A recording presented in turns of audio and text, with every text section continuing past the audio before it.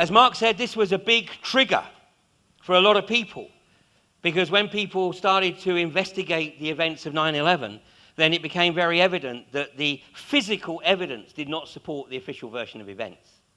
And this was a significant trigger. And maybe it's deliberately so. Because a friend of mine who's very much into the tarot shared this with me when I picked up the remarkable similarity between the Rider-Waite depiction on the Tower Tarot card, the 16th card in the Major Arcana, and the events of that day. And this is what she said to me. The Tower is a tarot card about war, a war between the structures of lies and the lightning flash of truth. This is a card about anything we believe to be true but later learn is false. This realization usually comes as a shock, hence the violent image. It's quite simply that moment in any story where someone finds out a shocking truth, one that shatters their perceptions and makes them reassess their beliefs. And you know what? This is almost identical to the description of the rituals in the Memphis Mitzrayim Masonic order of the initiations in the 9th to the 11th degrees, the depiction where the apron is of the beheading. So it's all about giving people an opportunity to step in to a new reality. The question is, which reality are you going to step into? The one that the global corporatists want to establish, one of absolute abject control and slavery, or something else? You know, and the reality is that which one we go to is very much in our control. And those are the tools that we have available, and that the globalists use to try and achieve their objectives, are absolutely in our control. And number one is apathy. Apathy. Because these guys believe that by putting the stuff out there and us not reacting to the scripts, to the information that they're putting out there, and we just go, yeah, that's okay, you know, we don't really worry about that. She'll be right, mate. She'll be right. Then they can get on and do whatever the hell they want to do. The next one, they believe, is the most powerful one of all, abdication. Because by definition, abdication means we've got a pretty good idea what's going on, but we deliberately choose to do nothing. Because she'll be right, mate. And the last one is willful ignorance. The absolute willful ignorance. And of course, this is applied by a lot of people. I was on the front line at Gloucester in the anti-fracking camp there. And this is just 2 weeks ago. And I posted a video online of a conversation I had with a police officer who basically said he was just doing his job. He didn't want to be there, but he's just doing his job. Well, that's what a lot of people said at Nuremberg. I was just following orders. I was just doing my job. And the global corporatists rely on people just doing their job. And they've got to just keep doing their job because they've got them so far into debt. The only way these people believe that they can address their debt is to run ever faster on the treadmill.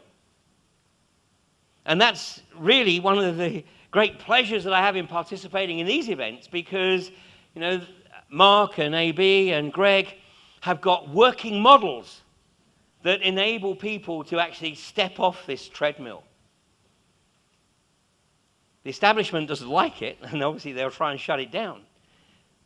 But whilst we have these tools, we have to use them. But more importantly, we've actually got to participate. You know, I stayed with my good friend Max Egan for a couple of days this week. And I was explaining to Max about my experiences at Gloucester. And he said, you know, well, mate, he said, you're in Apathralia. Apathralia. You know, he said, I thought this fracking agenda, this coal seam gas agenda would bring Australia together, but no one gives a shit. You know, later this week, I'm going out into the gaslands of Queensland because, you know, this state is totally screwed. You know, in the last 3 years, an area the size of the UK, now Queensland is 7 times the size of the UK. But the population density of Queensland, of course, is a lot less.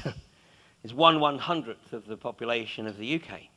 But there's an area the size of the UK that has had nearly 5,000 wells drilled on it in the last 4 years. If that happens in the UK will cease to exist. You know, this is a spring-fed country. This is a country that relies on the ancient water resources. The Great Artesian Basin is being sucked dry at a rate 6 times greater than it can naturally replenish, primarily by the CSG industry. You know, the people with the farms out to the west of Toowoomba, up in Dalby and Tara, their lives have been destroyed. Their livelihoods have been destroyed. The aquifers are filling with gas. The gas is coming out with their water. They can't use the water for livestock, they can't grow crops, and they certainly can't use it for any domestic uses. The vulnerable are getting sick, particularly young children and the elderly and pregnant women. You know, and if we look at what's happening everywhere where this industry has got its bits in the ground, whether it's the US, Canada, and now here in Australia, it's left a trail of devastation behind it. And why? Because in every case, the population doesn't give a damn. It just says, no, it's not affecting me right now. It's not affecting me. Yet where they're fracking right now, they're fracking in the coal seam gas areas, and much of the area that they're fracking is part of the replenishment zone to the Great Artesian Basin. Yeah, this is just one example. But it's a very significant example, because if we don't do something across the world, not just here in Australia, but across the world, then this fundamental of life, fresh water, is going to become a commodity. In fact, if you look at the financial pages and many of the global press right now, it's talking about water being the new oil. What are we going to do about it? Well, the choice is ours. We can do nothing.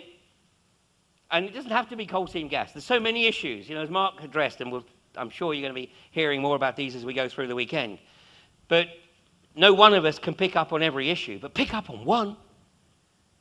Because collectively, we are enormously powerful. Individually, we might not necessarily be able to achieve very much, but collectively, we are scaring the crap out of these global corporatists. This is where they're trying to keep everybody. But people are waking up.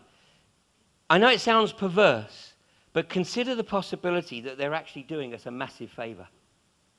Because without darkness, we have no appreciation of what light really is. So just consider the possibility, because without the events of 9/11, of Bali, of the London bombings, of the GFC, we might still all be totally ignorant of what's going on around us. But with the awareness comes a responsibility.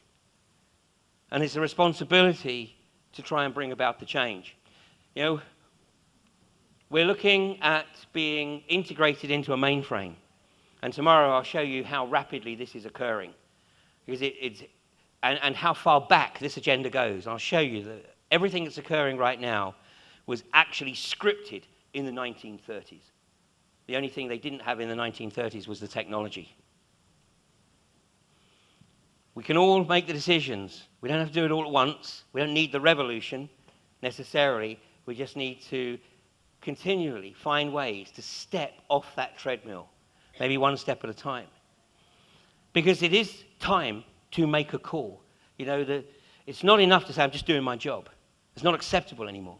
And to paraphrase George W. Bush, you're either with us or you're with the socio-psychopathic global corporatists. The choice is very much ours. Thank you very much.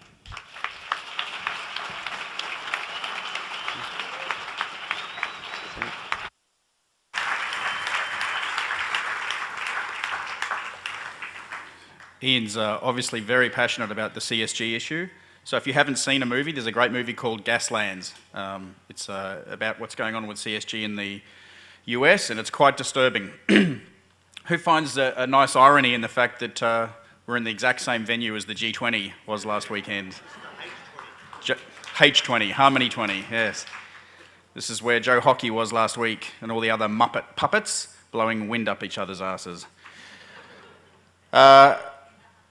Ian talked about GDP and our debt in relation to GDP. There's a nation called Bhutan, which is near Nepal, and they don't measure GDP. Do you know what they measure?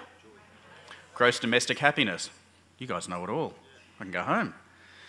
I just wanted to raise two here that, when the economy crashes, and it's going to happen, it's a cycle, and it's designed to do so. What was interesting, though, was that in the Great Depression of 29 and in the early 30s, people were starving to death. Why were they starving to death? The world still produced the same amount of food. It was monetary. So I'm sorry, but I think there's some evil behind that. Look at some of the terms that are being used by Barack Obama and so forth at the moment. The debt ceiling. The debt ceiling keeps lifting. They keep lifting it through the Congress. And the fiscal cliff. Where are we heading? All right. Ian talks about 7-star hotels. When I was growing up, there was 5-star hotels. Then they went to 6-star. Now there's 7-star hotels in Dubai. Can I tell you where the best 5 trillion star hotel is? It's called camping. Go fucking camping and light a fire and talk to your family. I want to introduce you now to...